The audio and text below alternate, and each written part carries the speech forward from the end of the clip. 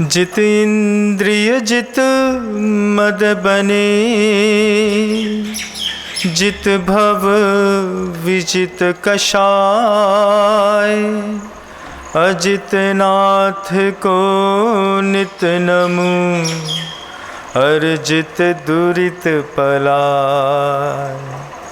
को पल पल पल को पले,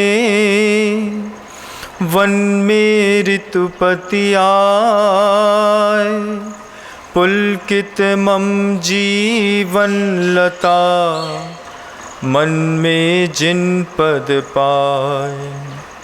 बोलिए अहिंसा परमो धर्म की।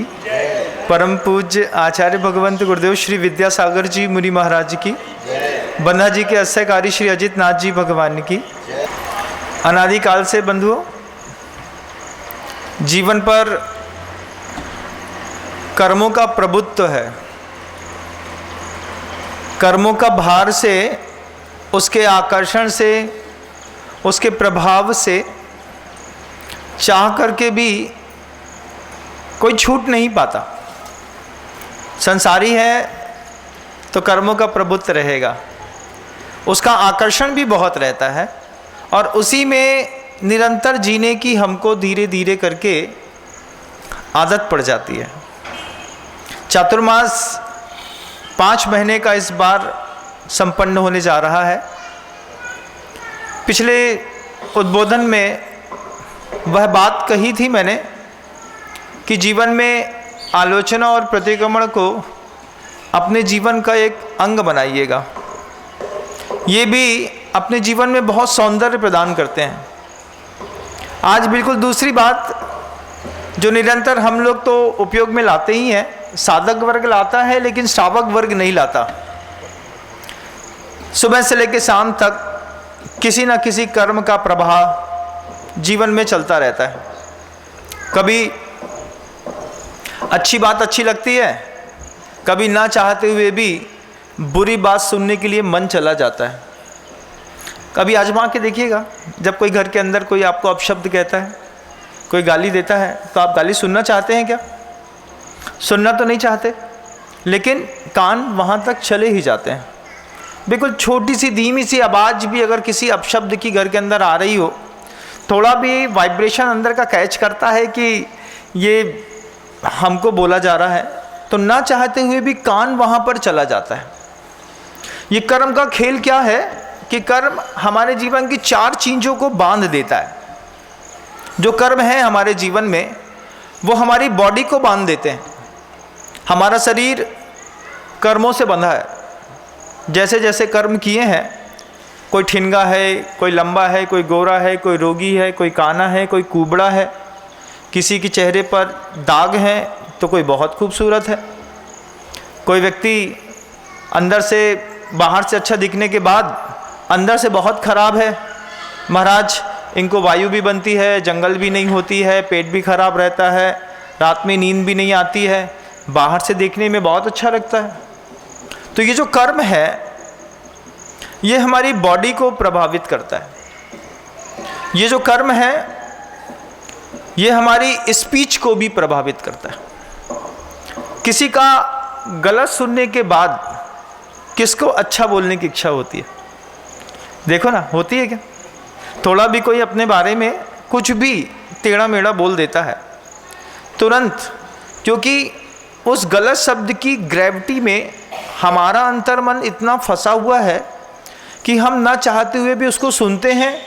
और फिर कोई थोड़ा सा भी गलत बोलता है तो तुरंत उसका जवाब देने का अंतर्मन से एक गूंज उठती है, बता देते हैं तुमको भी तुम क्या चाहते हो, और अपन तुरंत बोल भी देते हैं। सामान्य सा व्यवहार है, लेकिन इस कर्म की दासता 24 घंटे अच्छी नहीं है। करते तो हैं, प्रभावित तो रहते हैं, लेकिन 24 घंटे 365 दिन और पूरी जिंदगी मनुष्य पर्याय में कर्म की दास्ता के कारण शरीर से परेशानी, कर्म की दास्ता के साथ स्पीच पे परेशानी, शब्द बोलना कुछ और चाहते हैं, चूँकि बगल वाला कोई ऐसा ऑब्जेक्ट हमारा खड़ा रहता है जिसने हमारे बारे में गलत बोला है, तो ना चाहते हुए भी हम अपने शब्दों को उस धारा तक मोड़ के लेके जाते हैं। फिर उसको थोड़ा सा शब्दों को छुपाते हुए फिर वापस लेकर के आते हैं। ये कर्म बंधुओं घर के अंदर क्या करता है, अपने घर के अंदर, जैन समाज के घरों के अंदर शरीर पर हमला नहीं होता, लेकिन मन पर हमला रोज होता है। आजमा के देखिएगा कि मन में घर के लोग ही रोज हमला करते हैं और छोटे छोटे बहाने से करते हैं। कभी उड़द की दाल खानी थी तो मूंग की बना दी, इस बहाने हमला। दोपहर में बोल के गए शाम को थोड़ा सा पोहा खाएंगे, और शाम को फिर खिचड़ी बना दी गई। थोड़ी सी बात पे हमला, और जरा जरा सी बात में अहंकारी व्यक्ति का अहंकार इतना परेशान करता है उसको, ये ऐसी धारणा बन जाती है कि ये चला करके हमारे सामने ऐसा व्यवहार करते हैं। शरीर पर हमला कौन करेगा, बहुत ताकत है बाजुओं में, लेकिन शब्दों के माध्यम से, कान से होते हुआ जो हमला मन पर होता है, उस कर्म से जो हम प्रभावित रहते हैं, उन प्रभावित कर्मों से हम क्या जिंदगी की पूरी जिंदगी 24 घंटे गुजार देंगे। एक अंतर मन में गूंज उठाइएगा। वो कर्म हमारी बॉडी में इफेक्ट करता है, हमारी स्पीच पे इफेक्ट करता है, हमारे माइंड में इफेक्ट करता है। वस्तु स्थिति कुछ होती है और हमको देखता दिखाई कुछ और देता है। आदमी जिसके बारे में आपने इतनी बुरी धारणा बना के रखी है वो उतना बुरा नहीं है, लेकिन चूंकि हम बहुत दिनों से उसके बारे में ऐसी ही धारणा बना रहे हैं, आज हम अपने पुत्र के बारे में बोलते हैं क्या, तुम में सुधार की कोई संभावनाएं नहीं है।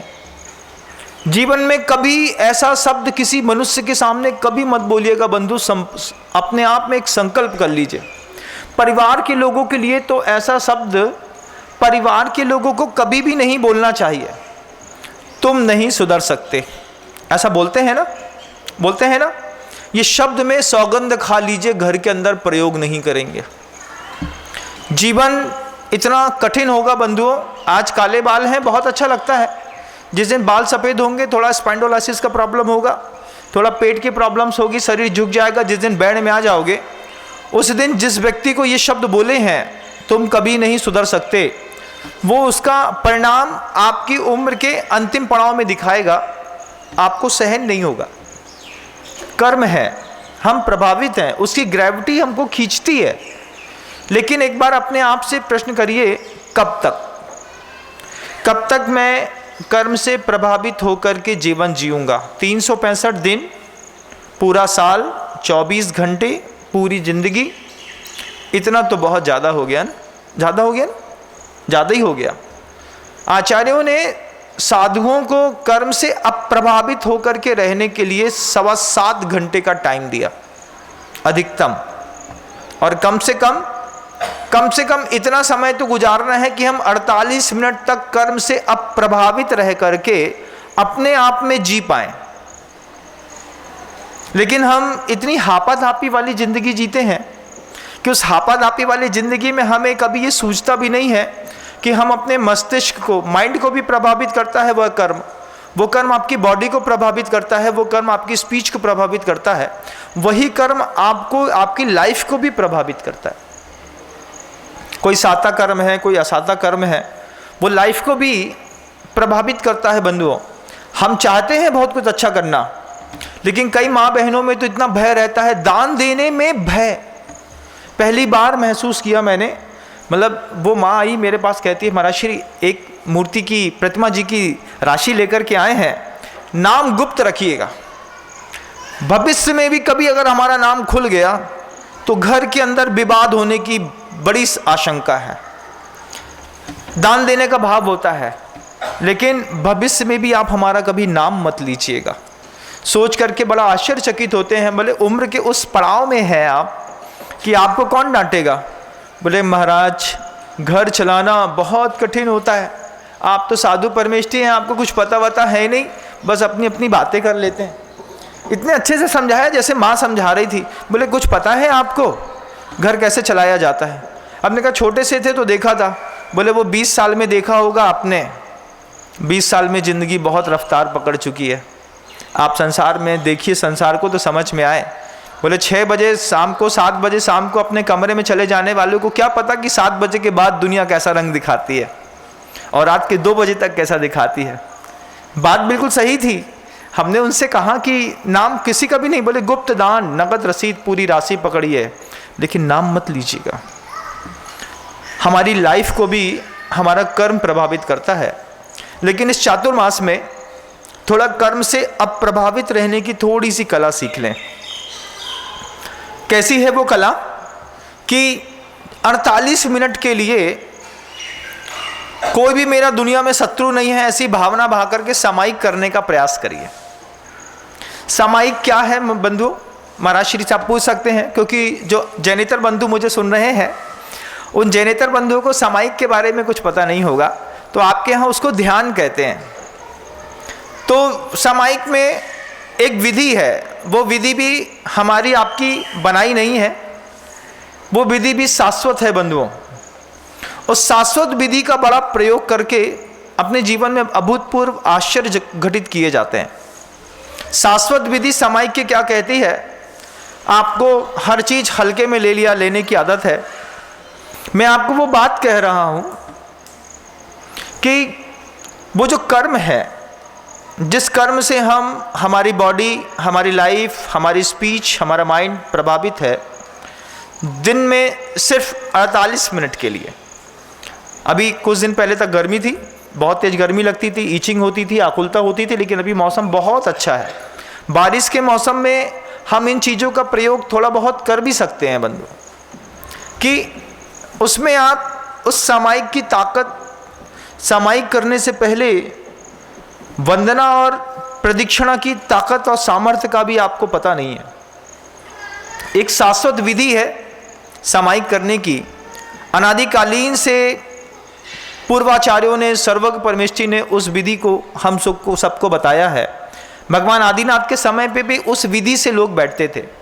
प्रदक्षिणा की सामर्थ्य क्या है कि जो ताकत कभी आपके जीवन में दिखाई नहीं देती है, वो ताकत भी दिखाई देने लगती है। गुरुदेव स्वयं कहते हैं कि छोटों से ताकत प्राप्त करनी है तो उससे प्यार करो, बराबरी वालों से ताकत चाहिए है तो हाथ मिलाओ, बड़ों से ताकत चाहिए है तो उनके पैर पड़ो, और अगर तीर्थंकर की सामर्थ्य पैदा करनी है अपने अंदर तो भगवान के मंदिर में जाकर के 3 प्रदक्षिणा दो। सर्वप्रथम उसमें प्रदक्षिणा का विधान है कि साधक जब सामायिक करने के लिए कहीं पर बैठता है तो 3 बार जो है चारों दिशाओं में प्रदक्षिणा देता हुआ 3 आवर्त, 3 सिरोन्नति और 12 आवर्त। आवर्त मतलब हाथ को ऐसा घुमाना। प्राग दिव्येंद्र केवल जन सिद्ध साधु गणदेवा ये सर्वरिद्धि समृद्धा ते साधु गणास्तु माम पांतु।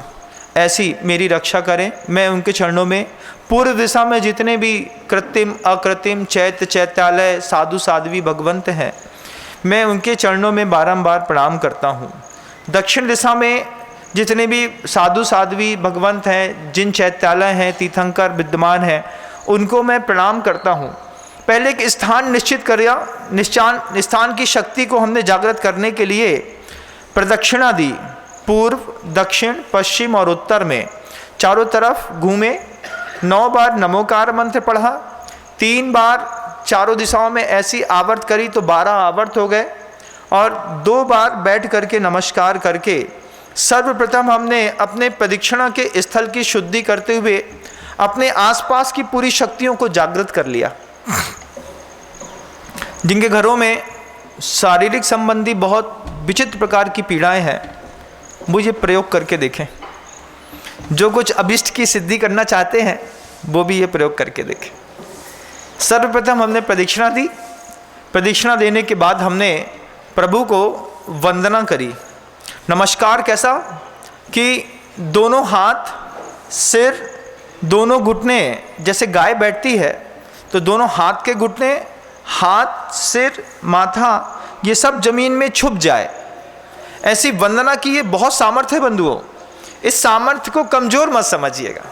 कई लोग ऐसे होते हैं, साध्वी साधु भगवंत भी होते हैं, कि आवर्त में प्रदक्षिणा में कहीं प्रमाद करते हैं, लेकिन सर्वज्ञ का शासन है।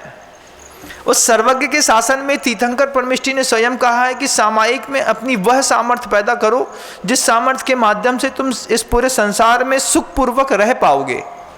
क्योंकि जैसे ही आँख खोलते हैं तो कर्म परेशान करता है ना, शरीर परेशान करता है। यहाँ पे फोड़ा हो गया है, यहाँ पर कैंसर हो गया है, यहाँ पे ऑपरेशन कराना है, ये आँख से दिखाई नहीं दे रहा है। कब तक उलझे रहेंगे शरीर पे, कब तक उलझे रहेंगे भैया।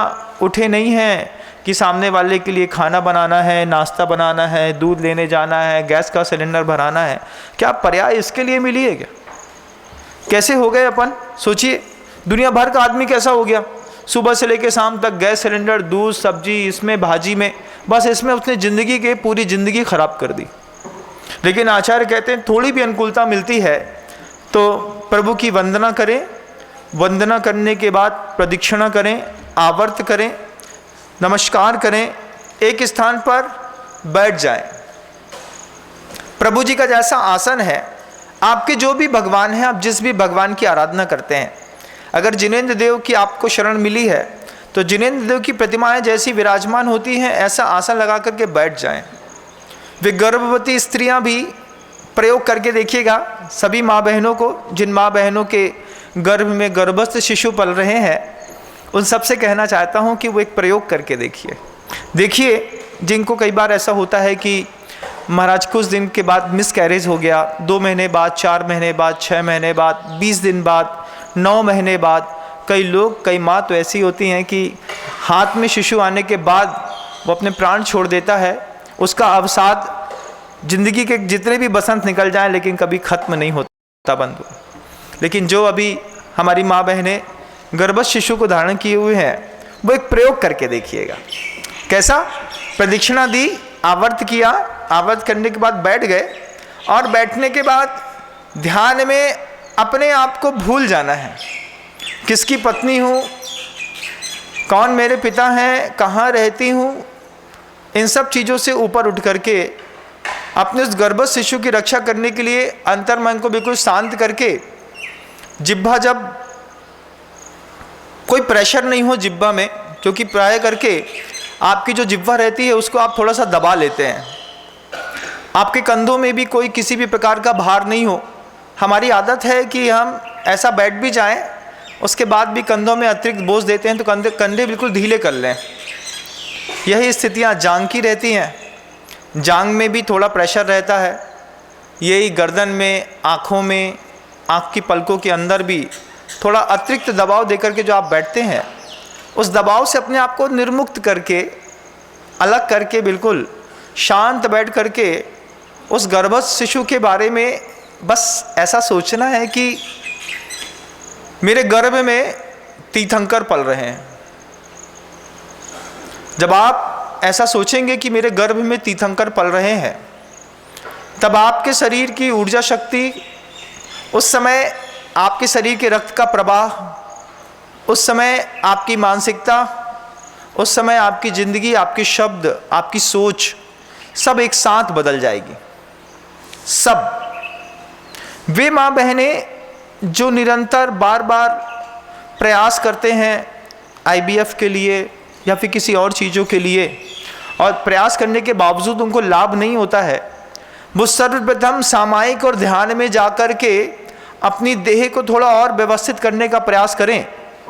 इतिश् चिंता मनिण दिव्य इति पिण्याक खंडकम ध्यानेन चेदुबे लभ्ये कौद्रियांताम विवेकिनः। यह बात पूज्यपाद भगवंत ने इष्टोपदेश पे लिख दी है। आप जो सोचते हैं आपको वो मिलता है। हम गर्भ धारण करने के बाद तुरंत डाउट में चले जाते हैं, सब ठीक तो है ना, कुछ गड़बड़ तो नहीं हो गया, ऐसा तो नहीं हो जाएगा। ऐसी निगेटिव वेव्स आपने अपने अंदर रहने वाले शिशु के लिए 1-2 बार भेजी होती तो ठीक था, 1000 बार भेजते हैं। चिंता रहती है लेकिन गलत तरीके से। लेकिन जब आप ध्यान की श्रेणी में चले जाते हैं, जब उस गर्भस्थ शिशु के बारे में जब आप ऐसा सोचते हैं ध्यान में जाकर के कि मेरे गर्भ के अंदर तीर्थंकर बालक पल रहे हैं, उनको किसी प्रकार की आकुलता होती नहीं, वे प्रतिकूल भोजन स्वीकार करते नहीं, और उनकी रक्षा के लिए अब मुझे कुछ प्रतिकूलताओं वाला वातावरण में रहना भी नहीं है। जब आप ऐसा सोचते हैं कि मेरे गर्भ के अंदर तीर्थंकर पल रहा है, तो फिर अपने आप को मरु देवी समझने का प्रयास करिएगा। फिर अपनी भोजन की शुद्धि देखिएगा, शब्दों का सौंदर्य देखिएगा, अपने शरीर का तेज देखिएगा, आसपास के परिकर को भी वैसा व्यवस्थित करिएगा। जिन भी माँ बहनों को थोड़ा भी जीवन में प्रतिकूलताएं हैं, वे सामायिक की शक्ति का सहारा लीजिए। जिन भी माँ बहनों को, बुजुर्गों को, किसी भी व्यक्ति को अपने शरीर संबंधी प्रतिकूलताएं हैं, वो थोड़ा ध्यान की शक्ति का भी सहारा लीजिए बंधुओं। जो चीज़ें दवाओं से ठीक नहीं होती, वो चीज़ें भावनाओं से ठीक हो जाती हैं। और अजितनाथ भगवान के दरबार में तो ये प्रसिद्ध है कि यहाँ की भावनाओं की, जो आप यहाँ पर जो आकर के अपनी भावनाओं को रखते हैं, जो भक्ति करते हैं, उस भक्ति का, श्रद्धा का, दान का, पूजा का, मंत्र के उच्चारण का ऐसा चमत्कार पूरी दुनिया के लोग यहाँ पर आते हैं और अपना उस चमत्कार से प्रभावित होकर के चले जाते हैं। लेकिन कुछ चमत्कार अगर मान लीजिए आप यहाँ नहीं भी आ रहे हैं, तो आप अपने जीवन में अंदर से घटाइएगा। भगवान के आभा मंडल में प्रवेश करने के लिए प्रदक्षिणा सबसे पहले, जो कि उनका दिव्य आभा मंडल है प्रभु जी का, अगर आपके मंदिर जी में परिक्रमा लगाने का कोई वेदी में स्थान है, तो आप निश्चित उस मंदिर में परिक्रमा जरूर लगाइएगा। 3 बार परिक्रमा लगाने पर भगवान के दिव्य आभा मंडल में प्रवेश करने का आपको मौका मिल जाता है। सीधे आए, मंदिर के अंदर घुस गए, कुछ नहीं होता। एक आध दिन कोई देव उठा करके फेंक देगा सड़क से बाहर, तब समझ में आएगा। तो आभा मंडल में प्रवेश करने से पहले डिस्कनेक्ट होकर के आने के लिए भी आचार्यों ने कहा। आचार्य कहते हैं दुनिया में इतना कनेक्शन लेकर के वहीं पे आए, गाड़ी खड़ी की है, उसमें सब्जी का झोला भी रखा है, 400 रुपये भी रखे हैं, एक जूता भी सुधरवाना है, बच्चे के बॉटल देने भी जाना है। अब कितनी सारी चीज़ों को लेकर के हम मंदिर आए हैं। इसके लिए गुरुदेव कहते हैं, गौतम स्वामी कहते हैं कि डिस्कनेक्ट होकर के मंदिर जी के अंदर प्रवेश करिए। कैसे डिस्कनेक्शन कैसा होता है? निस्सही निस्सही निस्सही, ये शब्द बोलते हुए जब आप डिस्कनेक्ट होकर के, दुनिया में मैं हर चीज़, जहाँ मैंने जूता उतारा था वहीं पर सारे दुनिया का भार छोड़ करके मैं आया हूँ, बिल्कुल शांत हूँ, निराकुल हूँ।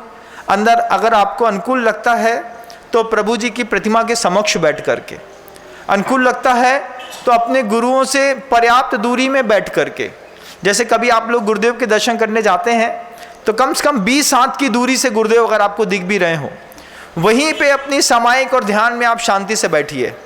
लेकिन बिल्कुल पास जाकर के मत बैठिए।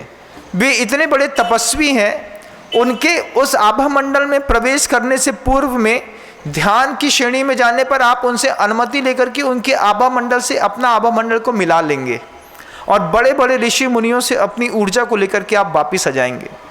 इतने बड़े आचार्य परमेष्ठी के समक्ष जाकर के बात नहीं करते, वहाँ पर चिल्लाते नहीं हैं, जयकारा नहीं लगाते हैं, बस गुरुदेव से निवेदन करते हैं कि गुरुवर आप तो बाहर बैठ बस जाइए, हम लोग 20 हाथ दूर बैठ करके अपना ध्यान करके अपना लाभ लेकर के मौन पूर्वक चले जाएंगे। जिस दिन आपने ये कला सीख ली कि बड़े बड़े महानतम आचार्यों के समक्ष मौन से प्रवेश किया जाता है, शांति से उनके आभा मंडल में बैठ करके उनको देखते हुए ध्यान किया जाता है। दुनिया भर में जहाँ कहीं भी आप ध्यान करते हैं आंख बंद करके करते हैं, लेकिन जब आप जीवंत गुरु के पास बैठे हो तो बस उनको ऐसा देखते हुए, ये मेरे आराध्य हैं, ये मेरे गुरुदेव हैं, इनके आभा मंडल से ही मेरे जीवन की ऊर्जा प्रवाहित हो रही है। आप उनको देखें, देखने के बाद फिर 2 मिनट बाद आंख बंद कर लें। अब आंख बंद करने पर अंदर जो एक्सरे की फिल्म के जैसे एक छोटा सा आपके अंदर गुरुदेव का डायग्राम बनता है, उस डायग्राम में अपने गुरु को देखने का प्रयास करें। ये जब कभी भी आप गुरुद्वार के पास जाएं, पूज्य गुरुवर डोंगरगढ़ में विराजमान है बंधुओं, जब आप उनके पास जाएं तो जयकारा लगाने की जरूरत नहीं है, तेज आवाज में चिल्लाने से कोई फर्क नहीं पड़ता बंधुओं। गुरुदेव और डिस्टर्ब जरूर हो जाते हैं, वो इतनी साधना करते हैं, उनकी तपस्या का इतना अद्वितीय प्रभाव है, और उस इतने बड़े महान गुरुवर के चरणों में जाने के बाद हमारा सिर्फ एक प्रयास होना चाहिए कि गुरुवर आपके समक्ष बैठ करके थोड़ी देर मैं ध्यान लगा लूँ, फिर मैं चला जाता हूँ। वहाँ से जो उस तरीके की ऊर्जा आप लेकर के वापस आएंगे, ये ऊर्जाएं अद्वितीय रहती हैं। आप बन्हा जी के अजितनाथ भगवान के चरणों में आइए, आप कुंडलपुर के बड़े बाबा के पास जाइए, आप पूज्य गुरुवर गुरुदेव श्री विद्यासागर जी मुनि महाराज के पास जाइए, आप मुनिराज श्री समय सागर जी महाराज जी के पास जाइए। वहाँ पे दूर बैठ करके ऐसे ध्यान लगाने की कोशिश करिएगा। कुछ ऐसे संत हैं जिन संतों ने छोटी उम्र में बहुत कुछ पा लिया है। कुछ ऐसे संत हैं जिनकी साधना उनके पूर्व भव के पुण्य से ऐसी फलीभूत हुई है कि कम मेहनत में ज़्यादा चीज़ें मिल गई हैं। उसमें दुनिया में एक और मुनि महाराज जिनका नाम पुनीत सागर जी महाराज है बंधु। एक ऐसा अद्वितीय संत है, मैं आपको कहना चाहता हूं। अभी गुना में चातुर्मास कर रहे हैं मुनिश्री। जब कभी भी आप उनके पास जाएं, जाने का मौका मिले, उनसे आप 10 हाथ दूर बैठ करके और उनकी समाई की मुद्रा को देखते हुए एक बार आप ध्यानस्थ बस हो जाइए। आप विश्वास मानिए, जीवन के कई पाप कट जाएंगे। वो छोटे से साधक ने, मुनिश्री आज 20 साल से ज़्यादा, 22 चातुर्मास उनके हो चुके हैं। 2004 में दीक्षित हुए थे, लेकिन कम उम्र में साधना के चरम पर पहुंच करके मुनिश्री ने जो अद्वितीय वस्तुएं प्राप्त की हैं, उनको तो हम जैसे साधक लोग ही जानते हैं। ऐसा ही प्रभाव अद्वितीय पूज्य मुनिश्री निर्यापक श्रमण वीर सागर जी महाराज के पाद कमलों में जब आप पहुंचे, तब आप ऐसा प्रयास करिए कि गुरुवर, मुनि महाराज विनम सागर जी महाराज कहते हैं कुछ देर आपके समक्ष बैठ करके ध्यान लगाना है, कुछ बोलना नहीं है, ऐसे महान गुरुओं से जाना है, बैठना है, ध्यान लगाना है, अपनी भावनाओं का प्रस्तुतिकरण, भावनाओं को शांति के साथ करना है, नमोस्तु करना है, अच्छे से प्रणाम करना है, अच्छे से अर्घ चढ़ाना है और वापस चले आना है। जैन शासन के साधु संतों ने अपनी तपस्या का बहुभाग शावकों के नमोस्तु करने मात्र में उनको दे दिया। आपने अच्छे से नमोस्तु किया, हमने एक बार आशीर्वाद दिया कि स्वस्ति भवतु, उतने में तो शावक की जिंदगी पलट गई बंधु। और ध्यान लगाने की कला सीखिए। माँ बहनों से तो मैं हमेशा कहना चाहता हूँ कि जब कभी भी आपको ऐसा लगे कि हमारा गर्भ शिशु कई बार मिसकैरेज हो गया है, अपनी बॉडी, अपना माइंड, अपनी स्पीच, इन तीज पे अपने आप को कंट्रोल करने की कोशिश करिएगा। और इस बार इस ध्यान के उपक्रम को हमेशा अपनाने की कोशिश करिए कि मेरी कुक्षी पर तीर्थंकर विराजमान है, उनको कुछ नहीं हो सकता है। वे आएंगे, वे आएंगे और वे आएंगे, उनका आना निश्चित है। न वो पीड़ा देते हैं, न वो गलत भोजन करते हैं, वे स्वच्छ वातावरण में रहते हैं, उनका सौंदर्य अप्रतिम है। जब आप प्रतिदिन प्रभु जी के सामने बैठ करके, चंद्र प्रभु भगवान की अगर मान लीजिए आपके गांव में, नगर में श्वेत पाषाण की प्रतिमा मिल जाती हो, तो ऐसे श्वेत पाषाण की प्रतिमा के सामने बैठ करके आप जब मोती की माला से उनके नाम का स्मरण भी करेंगे, सोचेंगे भी, ध्यान भी लगाएंगे बंधुओं, तो जिन माँ बहनों को शारीरिक रूप से विशेष प्रकार की व्याधियाँ रहती हैं, उन व्याधियों से उनका ध्यान उनको मुक्त करने का कारण बनेगा।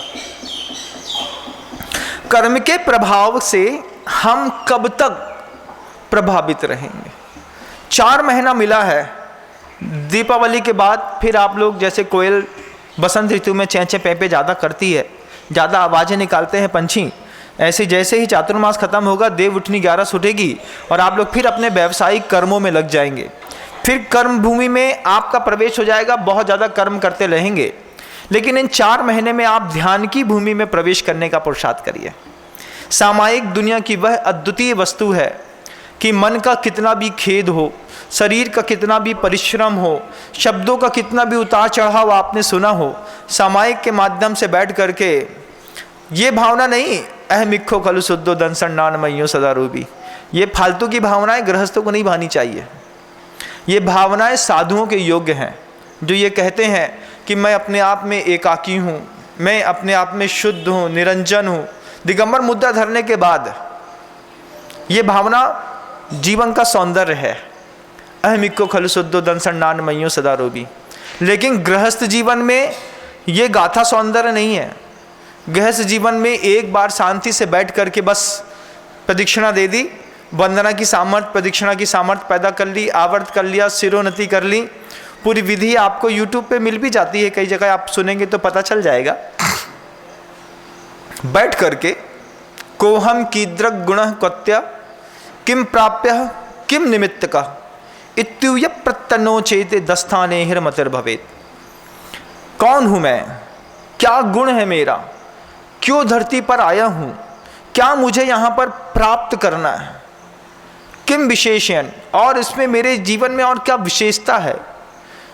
तो उसके उत्तर में आचार्यों ने उत्तर लिखा, सोहम विद्रक गुण नित्य सुह प्राप्त निर्निमित्त का इत्युय प्रत्ययन नोचे दस्थाने हिरमतिर्भवेत्। ये जो मेरी बुद्धि दुनिया भर की चीज़ों में तो मची है, पत्नी में दिख रही है, पुत्र में दिख रही है, पैसे में दिख रही है, झगड़ा में दिख रही है, क्रोध में दिख रही है, 5 पाप की शक्तियों में बुद्धि जा रही है, 4 कसायों में बुद्धि जा रही है, हर चीज़ की ग्रेविटी से हम प्रभावित हैं, लेकिन ध्यान की ग्रेविटी को हमने कभी अपने जीवन का अंग ही नहीं बनाया।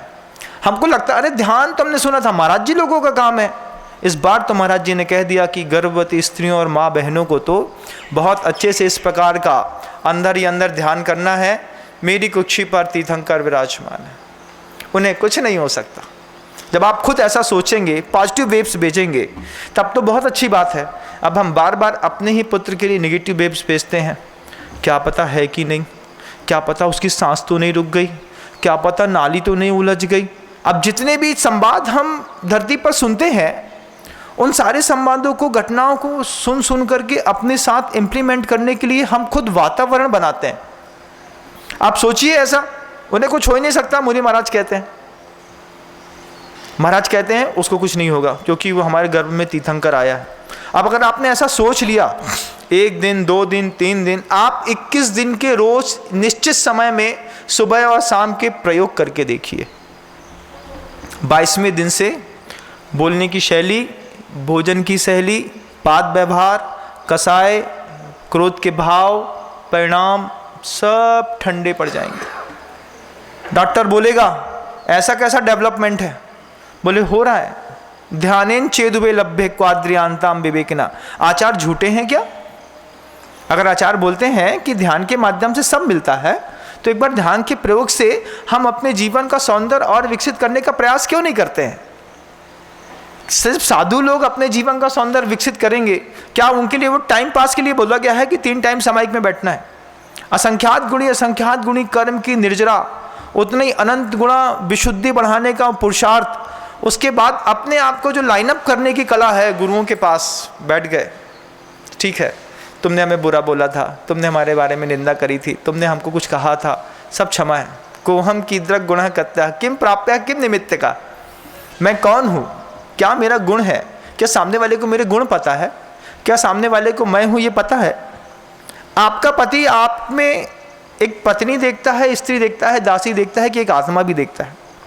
कौन सा पति है जिसने अपने पति को कहा है कि तुम्हारी जैसी भव्य आत्मा हमारे जीवन में आ करके हमारी आत्मा का सौंदर्य बढ़ा रही है? पति के बोलते हैं कहाँ फंस गए महाराज, पैकेट में कुछ था, ऊपर से बंद पैकेट तो बड़ा अच्छा था, अंदर दिमाग नाम की चीज नहीं, भूसा भरा, महाराज बड़े परेशान है, ऐसा बोलते हैं। लेकिन उस भव्य आत्मा का सम्मान कौन से पति ने घर के अंदर पत्नी का किया?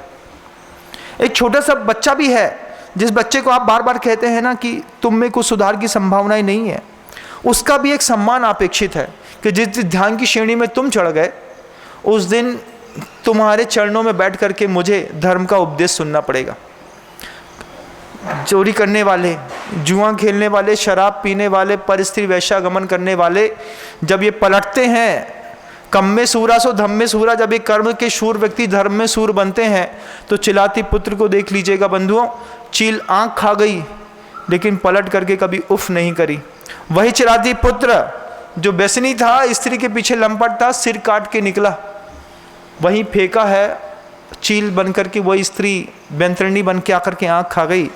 जब आदमी के दिन पलटते हैं, जब आदमी का मन पलटता है, जब आदमी के ध्यान की शक्ति पलटती है बंधुओं, तब वही माँ, वही पिता, वही लोग, वही गांव के लोग जो कहते थे तुम में सुधार की संभावना नहीं है, वो पूछते हैं महाराज क्या हम में कोई सुधार की संभावना है कि नहीं? हमारा ऐसा हाथ जोड़ के, महाराज हमारा कोई भला होगा कि नहीं होगा? होगा, तुम्हारा भी होगा। पहले मैं प्राप्त कर लेता हूँ, फिर सामर्थ्य होगी तो तुमको देने का प्रयास करूँ। दुनिया में जो भी माँ बहनें हैं, दुनिया में जो भी स्त्री है, वो मेरी माँ भी है, वो मेरी बहन भी है। अपनी ही माँ बहनों से कहना चाहता हूँ कि आप अगर गर्भस्थ शिशु को धारण किए हैं, तो गर्भस्थ शिशु के लिए आप इस ध्यान की प्रक्रिया को अपनाने का प्रयास करिए। अगर आपको गर्भ धारण करना है, तब भी आप इस ध्यान की प्रक्रिया को धारण करिए कि मैं जब भी मेरे गर्भ में शिशु आएंगे, वे तीर्थंकर का जीव ही आएगा। भले आप सामान्य स्थिति में रहते हैं, घर के अंदर छोटी सी किराना की दुकान है, पति भाड़े का काम करता है, टैक्सी चलाता है, सोचने में क्या जाता है? सोचो तो, ध्यान की श्रेणी में ऐसा थोड़ी है कि बड़ा आदमी ही तीर्थंकर को जन्म दे सकता है। अरे छोटे घरों में क्या गुलाब के फूल नहीं खिलते? क्या बियाबान जंगलों में हीरे नहीं मिलते? क्या जंगल में मोर नहीं नाचता है? तो क्या हमारे हृदय में आकर के कोई ऐसा बलिष्ठ व्यक्ति पैदा नहीं होगा? और जब आप ऐसा बार बार सोचेंगे, उस वक्त आपको ऐसा समझ में आएगा कि मुनि महाराज ने ध्यान का जो उपक्रम बताया, सामायिक का जो उपक्रम बताया, उस सामायिक के उपक्रम में कोहम कीदृक् गुणः कौत्य किम प्राप्य किम निमित्तकः इत्तुय प्रत्ययन नोचे दस्था नेहिर मतिर भवेत। इस सूत्र की व्याख्या जब आप अंतर्मन में सुनेंगे, समझेंगे, समझने का प्रयास करेंगे, आपको इतना आनंद आएगा कि बोले कहाँ पढ़े थे, कहाँ पहुँचा दिया महाराज जी आपने। आँख खोलिएगा तब कर्मों से प्रभावित रहिएगा। लेकिन दिन के एक बार, दिन में 2 बार, 3 प्रतिमाधारी दिन में 3 बार, कम से कम 48 मिनट के लिए मन, वचन और काया को कर्म के भार से मुक्त होकर के मैं थोड़ा रह लूँ। मुझे अपने आप में रहना है। मैं कब तक तुम्हारी पत्नी बनकर रहूँगी? मुझे कभी आत्मा बनकर के भी तो रहने दो 50 मिनट के लिए। जब अपन 50 मिनट के लिए माँ बहनें आत्मा बनकर के वहाँ पे बैठेंगे, सोचेंगे मैं किसी की पत्नी नहीं हूँ, कोई मेरा पति नहीं है, कोई मेरा पुत्र नहीं है, कोई मेरा शिशु नहीं है, परिवार नहीं है, मैं सिर्फ अपने आप में हूँ। 50 मिनट मंदिर जी में जा कर के, सुबह मौका मिलता हो तो ठीक, नहीं मिलता है तो नहा धो करके फ्रेश हो लीजिए।